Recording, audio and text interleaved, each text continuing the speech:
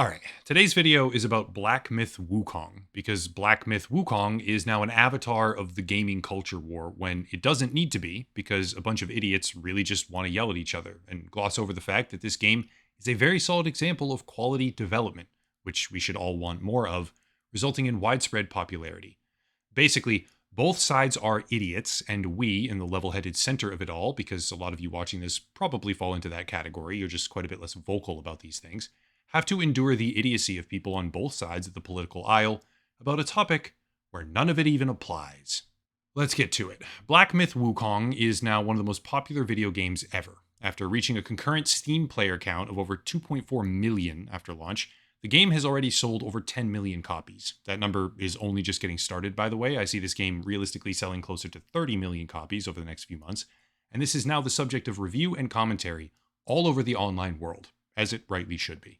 The game is a Dark Souls-esque style action RPG based on the classical Chinese novel Journey to the West, and to be clear, this is not an official review of the game.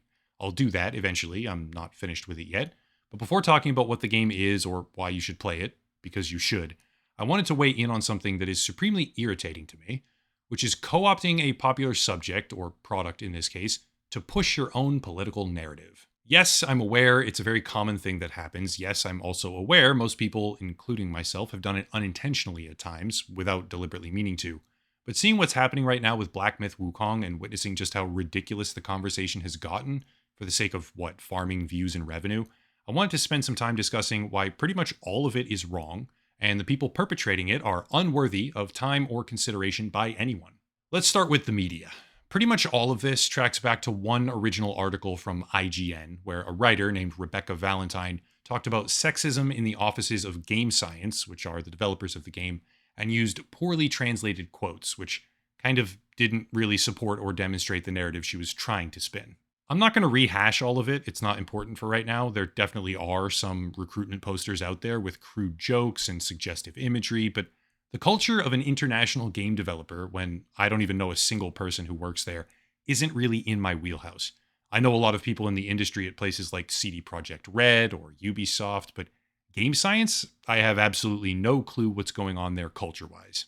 Regardless of what happened or why, this IGN article by itself was the jumping off point for a widespread games industry commentary feud of sorts, where one side began claiming that the game was a beacon of anti-woke success, while the other basically just complained about how the game was doing well, and complained about the fact that it did so well without emphasizing Western political token diversity. Here's an example of that, just so people don't think that I'm making it all up, from Esports. Quote, Black Myth Wukong's shameless lack of diversity is attracting the wrong type of fans. Further down, diversity isn't a bad thing, and we shouldn't be afraid of it.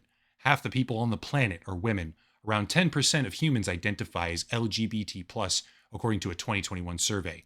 We live in a diverse world and there's no escaping it. Having a diverse cast of characters makes games more believable. It helps female and minority players feel represented. Diversity helps break down stereotypes like the utterly untrue notion that women don't enjoy games. It facilitates richer narratives and fosters more creative storytelling. And games that deliberately omit diversity feel narrower in scope and perspective, not to mention putting off prospective buyers, end quote. Okay, so first, just to get this out of the way right off the bat, no, it does not. This game is not putting off prospective buyers, and even if it was, who cares? Because it's selling 10 million copies in 3 days and setting player base records on Steam. Any prospective buyer who was put off by this is completely irrelevant to the game's success, and doesn't need to be considered from a business perspective at all. I'm not saying they can't be or shouldn't be considered, don't get it twisted.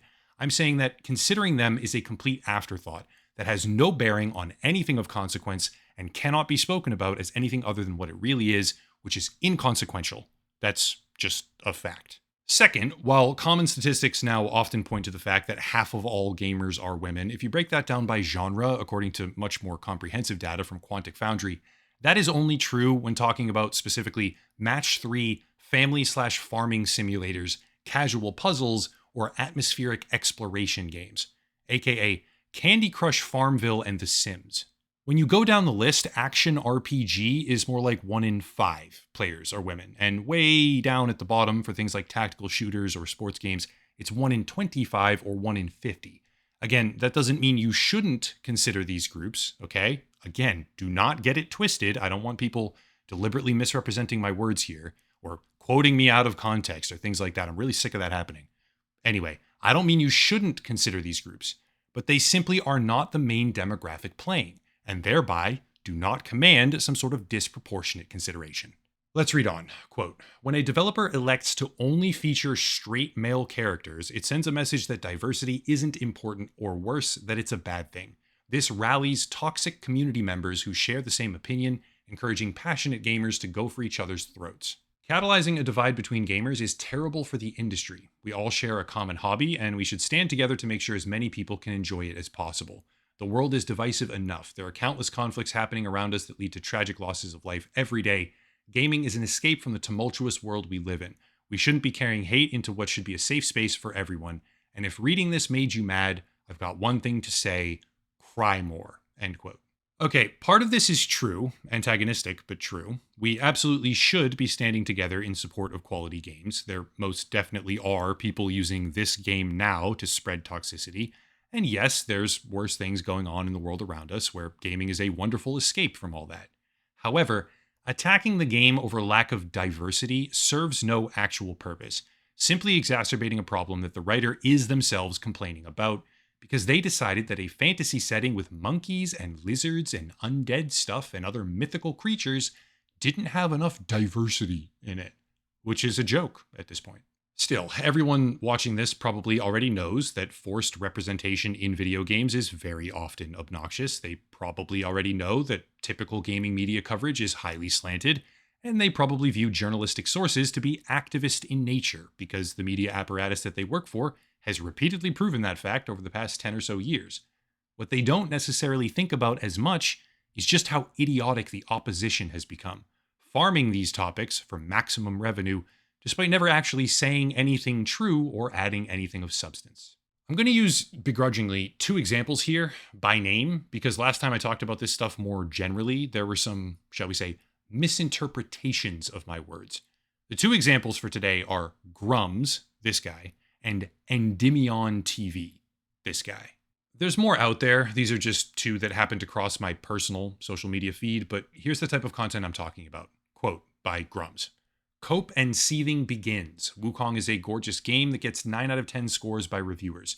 You're just mad because it thumbs its nose at feminism and DEI, end quote.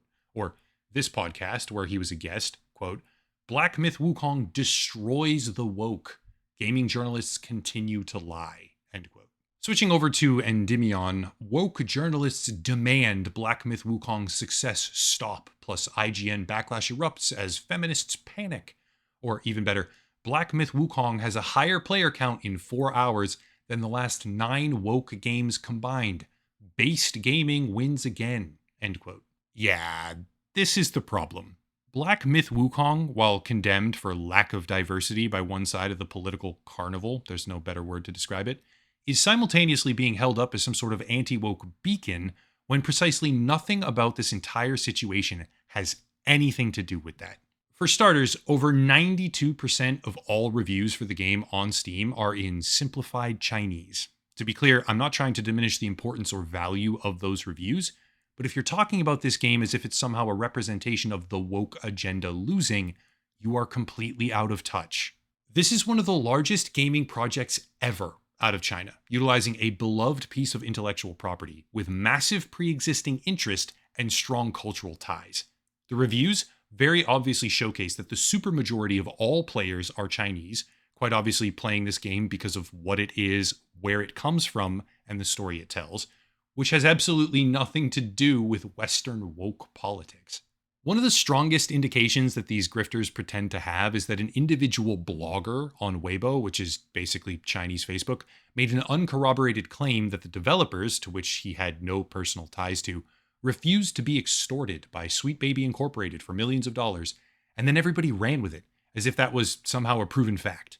And now they're holding up a game that was primed for success in every conceivable way, with an audience that simply could not care any less about Western culture war topics, as if it's evidence that the Western culture war is turning in their favor.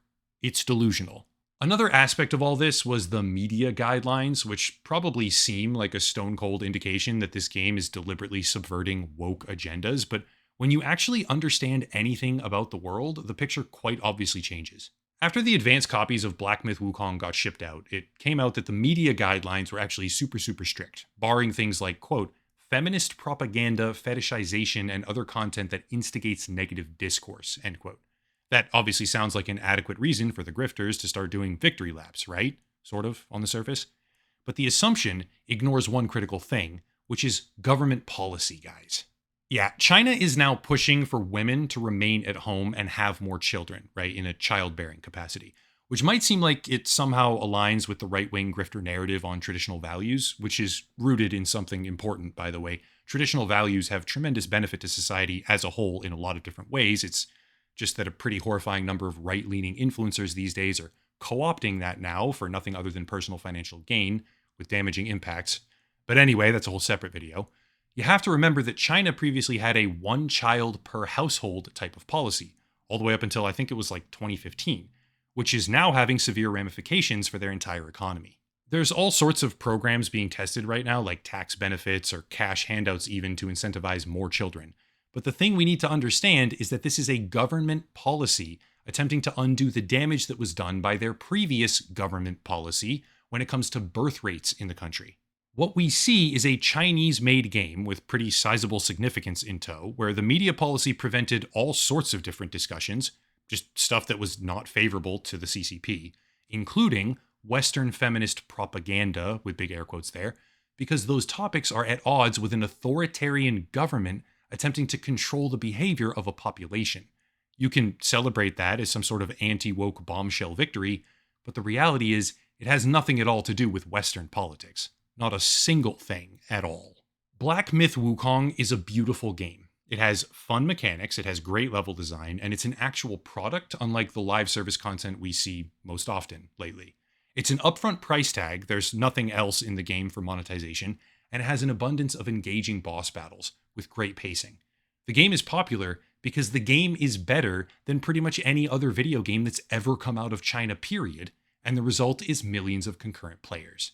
Western media can whine and complain about diversity all they want, but the truth is that this game finding success has absolutely nothing to do with feminism or woke agendas or DEI or anything else that they seemingly care about, leaving journalists and influencers equally to bicker back and forth about who's winning as they talk about a game that doesn't care about them. Both sides are colossal idiots because both sides are acting like their opinions about the game are something other than personal fantasy, with the only functional significance for those opinions of allowing them to scream at each other. The left is angry because the game is an absolute banger, it's massively successful and there's no end in sight, but the right, big air quotes there as well, is doing a victory lap over something being successful when it doesn't even show or support the bullshit they're peddling. If you think Black Myth Wukong is a rallying cry for the anti-woke gaming movement, or if you support the game because it's sticking it to those invasive DEI consulting companies, you're an idiot. It's okay, just to be clear, you're allowed to be an idiot, but you should be supporting this game because it's a good game. You should support it because it's an upfront price tag, zero predatory monetization, quality-made content, and a significant step in the right direction for redetermining what success looks like in a gaming environment hyper-dominated by live service garbage. Black Myth Wukong is an avatar of the culture war, despite having absolutely nothing at all to do with the culture war, despite an overabundance of people pretending it does. It's really just bizarre, completely bizarre to watch everything play out right now. Influencers are gloating about how the media failed to cancel the game despite all their best efforts, as the media is whining about how influencers are being toxic and the game's lack of diversity is troubling and problematic. But meanwhile, less than 5% of the audience is in America.